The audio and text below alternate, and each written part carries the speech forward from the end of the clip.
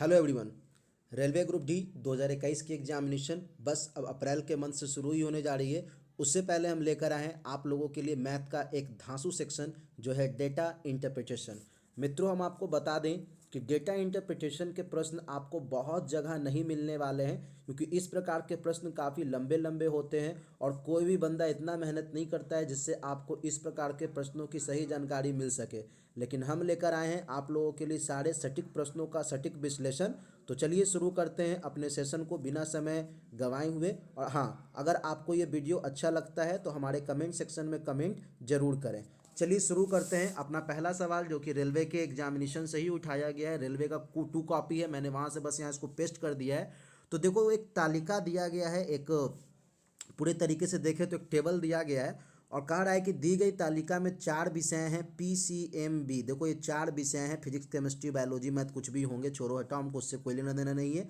में 4 छात्र हैं WXYZ, मतलब इधर आपका लिखा हुआ है छात्रों का नाम और इधर लिखा हुआ है छात्रों के सब्जेक्ट। कह क्या रहा है, प्राप्त अंकों का प्रतिनिधित्व करते हैं। प्रत्येक विषय में अधिकतम अंक 100 है। चलो, ये भी अच्छी बात है कि प्रत्येक विषय में 100 है, मतलब फिजिक्स भी 100 का है, केमिस्ट्री भी 100 का है, बायोलॉजी भी 100 का और मैथ भी 100 का। ये क्लियर हो गया। 4 छात्रों के P और C, मतलब 4 छात्रों के फिजिक्स और केमिस्ट्री में औसत अंक 1 दशमलव स्थान तक पूर्णांकित कितने हैं। तो देखो, एक बहुत ही अच्छा सवाल पूछा है कि 4 छात्रों के फिजिक्स और केमिस्ट्री के औसत अंक। तो आपको क्या करना होगा औसत अंक निकालने के लिए, थोड़ा समझिए। औसत अंक निकालने के लिए क्या करना होता है कि पहले हम सम टोटल करते हैं, सबको जोड़ते हैं। तो हम क्या कर रहे हैं कि पहले फिजिक्स में चारों ने कितना मार्क्स लाया इसको जोड़ लेते हैं, फिर हम केमिस्ट्री में ये सब कितने मार्क्स ला रहे हैं इसको जोड़ लेते हैं। तो चलिए जल्दी से पहले इन चीज़ों को जोड़ लेते हैं कि 70 + 55 + 60 + 90 + 90, अब 90 ये वाला है, +80 + 20 + 80। तो ये 4 पेपर में इन लोगों ने इतने मार्क्स लाए हैं। अभी बात ये हो गया कि ये टोटल मार्क्स जो है कितने पेपर में लाया गया है। तो मैंने आपको बताया कि टोटल 8 पेपर हैं, तो औसत निकालने के लिए इसको 8 से डिवाइड लगा देना है, भाग लगा देना है। और जब आप इन सब को जोड़िएगा, 70 + 55 + 60 + 90 + 90 + 80 + 20 + 80, तो ये सब ओवरऑल जोड़ जाड़ के जो आ रहा है वो आ रहा है 545। और जब आप 545 को लगभग 8 से भागा लगाओगे, क्योंकि यहाँ पे 8 से ही भागा लगाना है, तो ये पूरे तरीके से नहीं कट रहा है। ये कटने के बाद दशमलव के 1 अंक तक पूछ रहा है, तो कितना आ जाएगा 68.1। जब आप इसको कैलकुलेट करोगे 8 से, जब आप 545 को भागा लगाओगे तो आपका आंसर आता है 68.1। चलिए देखते हैं अपने आंसर को, हमारा आंसर क्या कह रहा है, 68.1 दिया है कि नहीं दिया है। देखो, रेलवे ने भी 68.1 ही इसका आंसर दिया है, मतलब इस प्रश्न का सही जवाब है 68.1। देखो, डेटा इंटरप्रिटेशन एक अपने आप में बहुत बड़ा चैलेंज है, क्योंकि इसके बहुत सारे बड़े बड़े प्रश्न होते हैं जिनको अभी हम करने जा रहे हैं। और ये रेलवे से चूंकि डायरेक्ट उठाया गया है, इसलिए कुछ प्रश्न थोड़े धुंधले भी हो सकते हैं, इसलिए मैं आपको इसे बीच बीच में बड़ा करके भी दिखाता रहूँगा। अपना अगला प्रश्न है कि जनवरी फरवरी मार्च अप्रैल ये सब दे दिया है। कह रहा है कि दिया हुआ ग्राफ, जैसे कह रहा है कि दिया हुआ ग्राफ एक शहर में वर्ष 2017 में 6 महीनों के बाइक पंजीकरण और कुल वाहनों को दर्शाता है। मतलब ये एक ग्राफ है जिसमें कि बताया गया है कि पिछले 6 महीने में कितने बाइक पंजीकरण हुए, कितने बाइक खरीदे गए हैं और कुल वाहन कितने खरीदे गए। जैसे कुल वाहन में आपके ई रिक्शा आ जाएंगे, टेम्पो आ जाएंगे। तो अब कह रहा है कि बाइक खरीदा हुआ का एक अलग ग्राफ है और एक अलग ग्राफ है जिसमें कि bike plus e rickshaw plus car plus tempo सबको दिया गया है। अब नीचे में लिख भी दिया है कि पहली संख्या जो भूरे रंग से दी गई है वो केवल और केवल बाइक के लिए है, और जो दूसरी संख्या जो काले रंग से दी गई है उसमें सभी वाहन आते हैं। सभी वाहन का मतलब कि उसमें आपके बाइक भी आते हैं। तो कह रहा है दिए गए डेटा के आधार पर मार्च 2017, देखो बहुत ध्यान से सुनो नहीं तो इस प्रश्न में बहुत समय चला जाता है। मार्च 2017 में बाइक के अतिरिक्त पंजीकृत वाहनों की संख्या क्या है। तो कह रहा है मार्च 2017 में, तो हम पकड़ रहे हैं मार्च 2017 को। तो आप देखो इसमें मार्च 2017 में हम देखें अगर, तो मार्च 2017 में आपको दिख रहा है कि बाइक में जो है कि नहीं 15 जो है कि नहीं बाइक का रजिस्ट्रेशन हुआ है, और कुल कितने वाहन का रजिस्ट्रेशन हुआ है मार्च 2017 में, तो 25 का हुआ है। तो ये आपको पता चल रहा है कि बाइक जो है जब कुल वाहन से घटा देंगे तो हमारा निकल जाएगा कि बाइक को छोड़कर और कितने वाहन हैं, तो 10 वाहन है। देखो बहुत अच्छे से समझो, बाइक जो है वो 15 है और कुल वाहन कितने हैं, 25 है और दिया गया जो डेटा है वो 1000 में है। ये नीचे में लिखा है कि दिया हुआ जो डेटा है वो 1000 में है, तो ये 15,000 है और ये 25,000 है बेसिकली। तो अपना आंसर कितना आ रहा है बेसिकली 10,000 आ रहा है। तो मतलब ये है कि बाइक की संख्या को जब टोटल गाड़ी की संख्या से घटा रहे हैं तो 2018-19 जो भी साल दिया है उसमें मार्च के महीने में अन्य गाड़ी कितनी खरीदी गई है, 10,000 पीस खरीदी गई है। ठीक है, देखो आपको मैं प्रश्न अच्छे से दिखाता हूँ। मार्च 2017 कह भी रहा है और यहाँ पे कह क्या रहा था, देखो आपको यहाँ पे लिखा हुआ कि डेटा जो है वो 1000 में दिया गया है। ठीक है, ये सब चीज़ें इसमें बेसिकली क्लियर कर दी गई है। आप देखो यहाँ पर हर एक चीज़ को लिखा हुआ है। तो अभी क्या है, देखो यहाँ पे लिखा हुआ है कि डेटा इज इन 1000, 1000 में लिखा है ना। तो अभी पूछ रहा है कितना बाइक, कितना एक्सट्री गाड़ी जो है वो मार्च के महीने में बेची गई।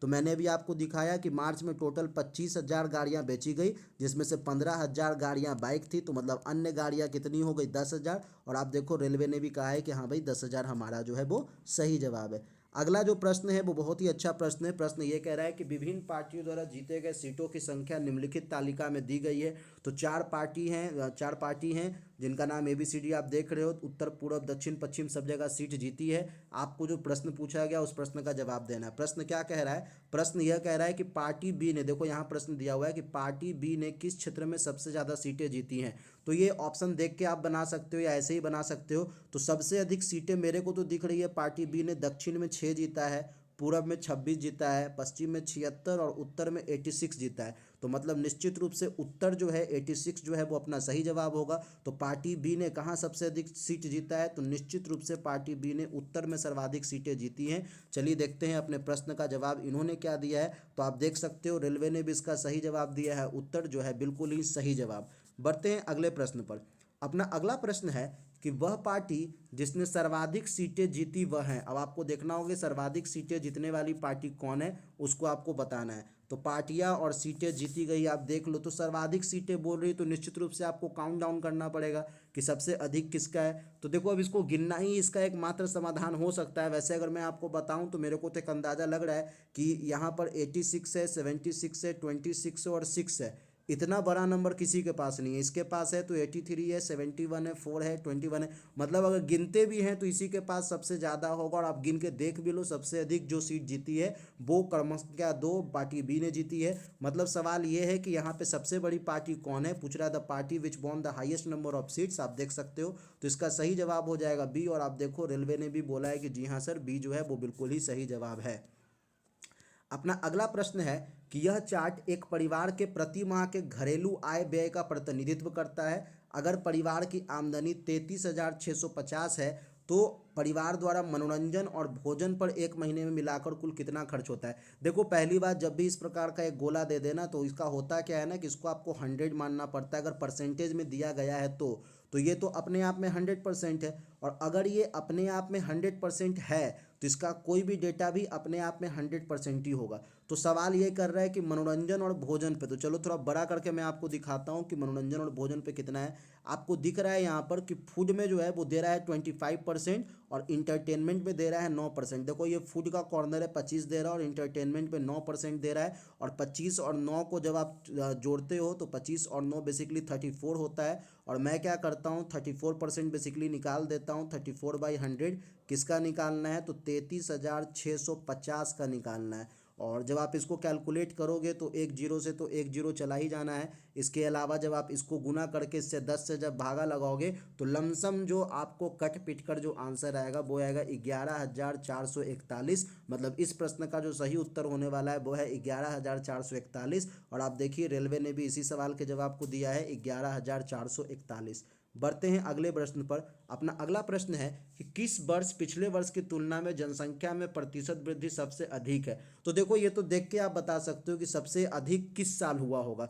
देखो 1951 में 10% का दर है और 1961 में 30% का दर है। मतलब अचानक से 20 का छलांग है। बाकी सब में आप देखो 10-10 का छलांग है, 10-10 का छलांग है, 10-10 का छलांग है। मतलब निश्चित रूप से 1961 में 1951 के हिसाब से बहुत तेज़ी से जनसंख्या बढ़ी है। तो इसका जो सही जवाब होने वाला है वो होने वाला है 1961। और देखते हैं सही जवाब क्या है। तो निश्चित रूप से सही जवाब भी दिया गया है 1961। मित्रों हम बढ़े आगे, उससे पहले हम आपको बता दें अनअकैडमी लेकर आया है आप लोगों के लिए एक बहुत ही सुनहरा गोल्डन अपॉर्चुनिटी, जिससे आप अपने ग्रुप डी के एग्जामिनेशन की प्रिपरेशन बहुत अच्छे तरीके से कर सकते हो। अभी हम फिलहाल बात कर रहे हैं जीके T20 टेस्ट सीरीज की, जिसमें आपको मिलता है T20 की रफ्तार से एक बेहतरीन एक शानदार टेस्ट जो आपके रेलवे के लिए बहुत ही इम्पॉर्टेंट है। आपको ये भी पता है कि हमारे अनअकैडमी पे भारत के वो सर्वश्रेष्ठ टीचर पढ़ाते हैं जो आपको कई जगह ढूंढने पर एक बार में मिलते हैं।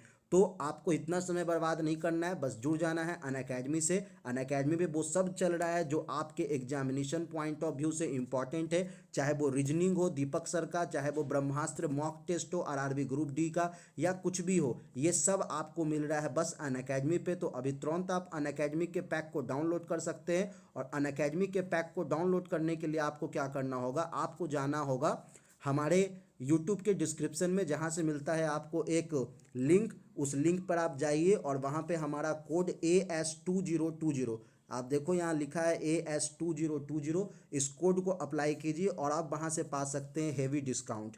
चलिए बढ़ते हैं अपने अगले प्रश्न पर। अपना अगला प्रश्न है कि 2009 में भारत में रंग के अनुसार बाइकों की बिक्री, ठीक है। तो देखो ये दिया हुआ है एक डेटा, नो डाउट कोई भी डेटा जो होता है वो अपने आप में 100% होता है। तो इन सब को भी जब आप जोड़ोगे तो इन सब का भी सम कितना निकलने वाला है, 100% ही निकलेगा।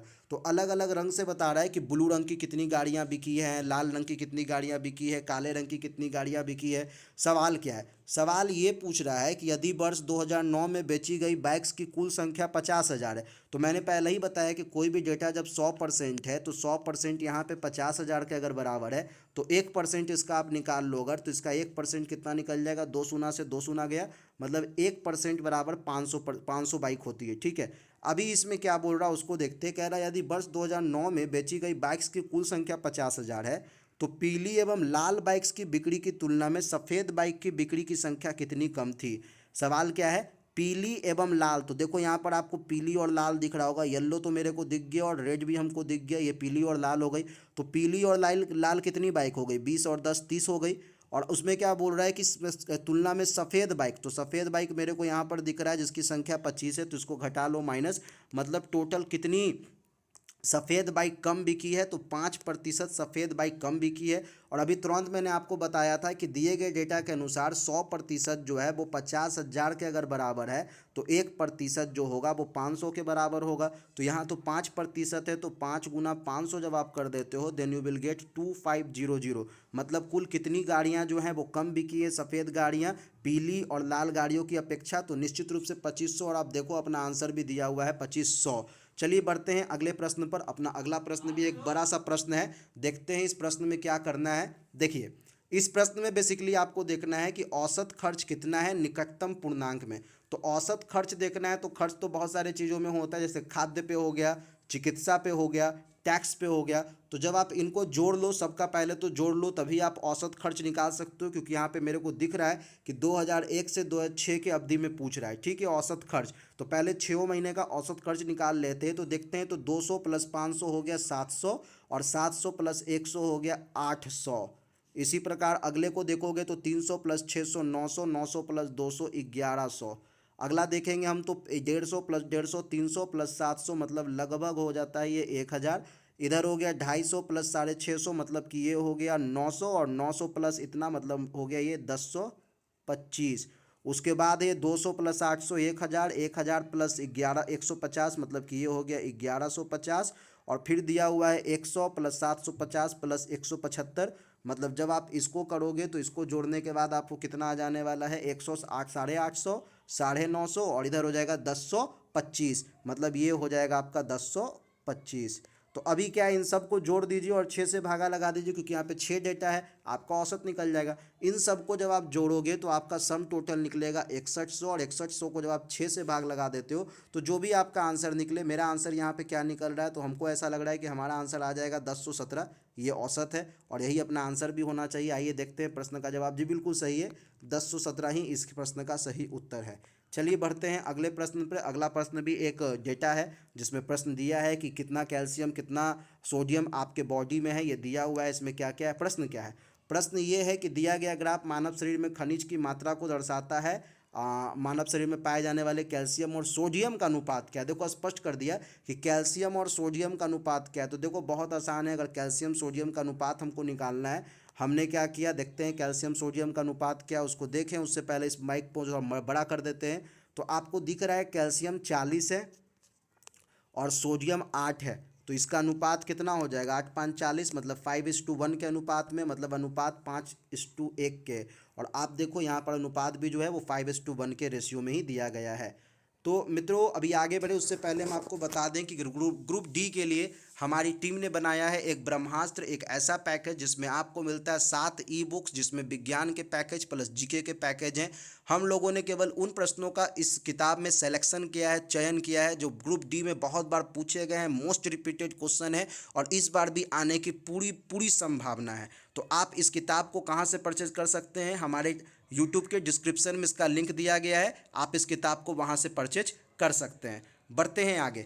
अपना अगला प्रश्न यह है कि दिया गया चार्ट कंपनी एक्स में पुरुष और महिलाओं की औसत दैनिक आय दर्शाता है।